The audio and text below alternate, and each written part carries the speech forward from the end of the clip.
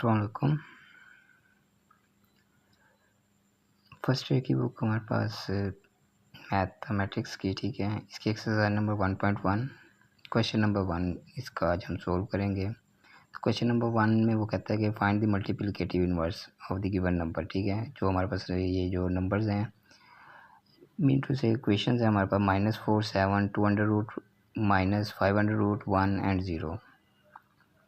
अब इन तीनों क्वेश्चन को सोल्व करेंगे। तो सबसे पहले हमारे पास जो क्वेश्चन है वो हमारे पास -4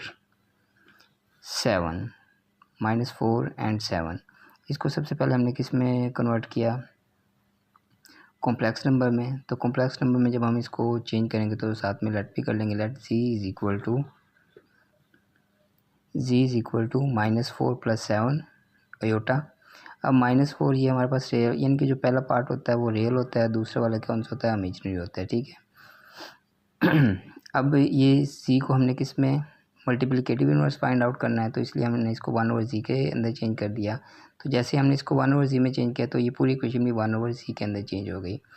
अब ये जो 1/z बेसिकली हमारे पास क्या होता है, मल्टीप्लिकेटिव इनवर्स होता है, ठीक है।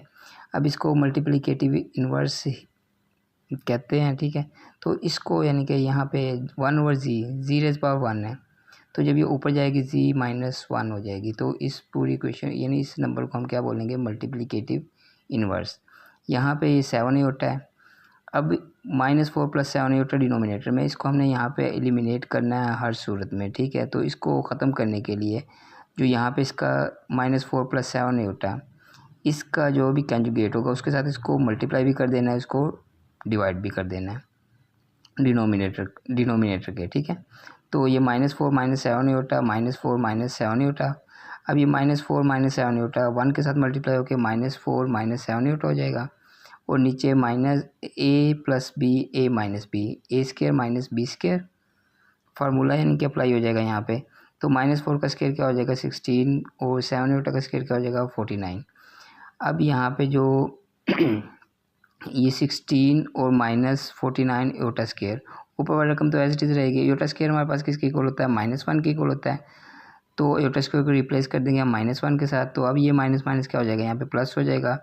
16 + 49 को जब हम प्लस करेंगे तो ये 65 आ जाएगा। 65 बेसिकली इन दोनों के नीचे डिवाइड हो रहा है, तो यहाँ पे हम इनका एलसीएम को सेपरेट करके लिख लेंगे, ठीक है। और अगर हमने इसको योटा के बगैर लिखना है तो दोबारा से इसको ब्रैकेट के अंदर इस तरीके से यानी कि इसको यहाँ पे लिख देंगे, ठीक है। तो ये हमारा पहला क्वेश्चन सोल्व हो गया। अब इसी का जो क्वेश्चन नंबर 2 है, इसी का जो हमारे पास क्वेश्चन नंबर 2 है, तो वो हमारे पास कौन सा क्वेश्चन है, 2 - 5√। इसको यहाँ पे हमने सबसे पहले क्या किया,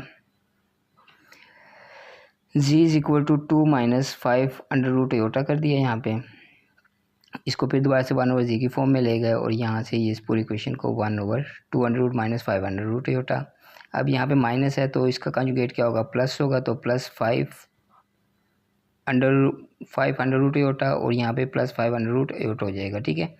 तो अब ये ऊपर वाली इक्वेशन जब 1 के साथ मल्टीप्लाई होकर एज इट इज़ हो जाएगी। अब यहाँ पे 2 - 5√, योटा और 2 + 5√, योटा। तो यहाँ पे क्या आएगा, 2√² - 5√, योटा स्क्वायर हो जाएगा और स्क्वायर √ के साथ यहाँ पे कैंसिल। तो ये भी स्क्वायर √ के साथ कैंसिल। अब योटा स्क्वायर हमारे पास क्या होता है, -1 के इक्वल हो जाएगा यहाँ पे। तो माइनस माइनस क्या हो जाएगा, प्लस ये 7 हो जाएगा। 7 दोनों के नीचे डिवाइड हो रहा है, तो यहाँ पे इस एलसीएम को हमने सेपरेट कर लिया। जैसे हमने इसको सेपरेट किया तो उसके बाद इसको योटा के बगैर लिखना है, तो हमने क्या किया, 2√7 एंड 5√7, ठीक है। तो ये इस तरीके से हमारे पास ये क्वेश्चन सोल्व हो जाएगा। जो इसका नेक्स्ट क्वेश्चन है, क्वेश्चन नंबर 3, 1 0। अब जब 1 और 0 को हम कॉम्प्लेक्स की फॉर्म लिखेंगे तो ये क्या हो जाएगा, 0 योटा हो जाएगा, ठीक है। अब जब 0 योटा हो गया तो डिनोमिनेटर में हमारे पास योटा एग्जिस्ट ही नहीं करेगा, तो इसका जो हमारे पास मल्टीप्लिकेटिव इनवर्स होगा वो क्या आ जाएगा, 1 ही आ जाएगा, ठीक है।